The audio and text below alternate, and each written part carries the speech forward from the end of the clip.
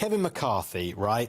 First of all, who is he, and why does it matter that he wasn't nominated as Speaker for the House of Representatives? And this is meant to be a great time for the Republicans, right? Sure. You won back the lower house of Congress. Yeah, so you'd think there'd be more unity. The voters have made a statement. They want, the Republicans in the House to stop the insanity in Washington.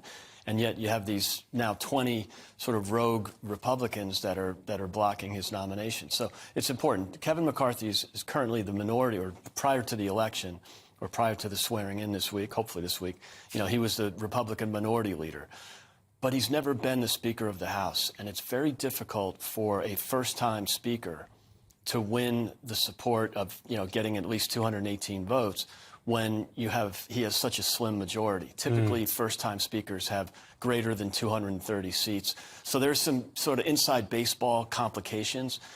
He is polling, within the Republican Party at net plus 30, which is good. Newt Gingrich, who was probably the most famous Republican speaker in the last, half century, or last 100 years even, was only at plus 24. So, there's some headwinds against him, but the tailwinds are greater, and I would hope that these Republicans would come around. And also, they don't have an alternative, right? In 2015, when McCarthy didn't quite get the support he needed, Paul Ryan was in the rings, who was a vice presidential candidate and very well liked in the Republican Party, plus 48 ratings. So, there is no Paul Ryan. And the person they put up, another Ryan, he doesn't, good guy, and I agree with him quite often, but he doesn't have the majority support that he would need, first of all. And secondly, he's endorsed McCarthy. He did a great speech in the House yesterday. Yeah. So just very quickly, why do you need the House Speaker to be nominated in order to enact business? Right. So even though the Republicans have the majority,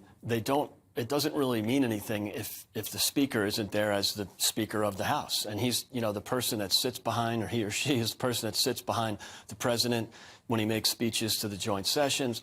It's a very powerful role. It's, it's the legislative branch. And so they can't pass laws? They can't pass laws without a credible big problem. Speaker. And I think it will work out. There's a good chance that they give up on him and find someone else. And it could be, Steve Scalise, I think, would be suitable. But it's not going to be, someone from the fringe, which are these 5 or 10, fringe Republicans, and Nancy Pelosi, remember, she had the same majority, only 222 seats when she was Speaker the last time. But she was an incumbent Speaker. She'd been Speaker once before, and she was able to handle her fringe element, the squad. She was able to manage them. They talked a lot, and the Republican Party never got anything done. Yeah, and the Republican Party is a different beast. It's quite split at the moment, isn't it? And so when you have a tiny majority, it only takes a few people to vote against you. It only takes a few, because it's not really that split. It's just 5 or 10. Republicans, and then it's grown to 20, but not because they don't like McCarthy. I mean, half of them voted for McCarthy in the first ballot, but I think they're seeing some cracks, so they just figure, all right, we need to get someone else in there. Right, but why would hardline Conservatives vote against McCarthy, given McCarthy was backed by Donald Trump? It just doesn't make sense. Both Trump and McCarthy, Senate Majority Leader McConnell have endorsed him. That's like cats and dogs endorsing the same candidate.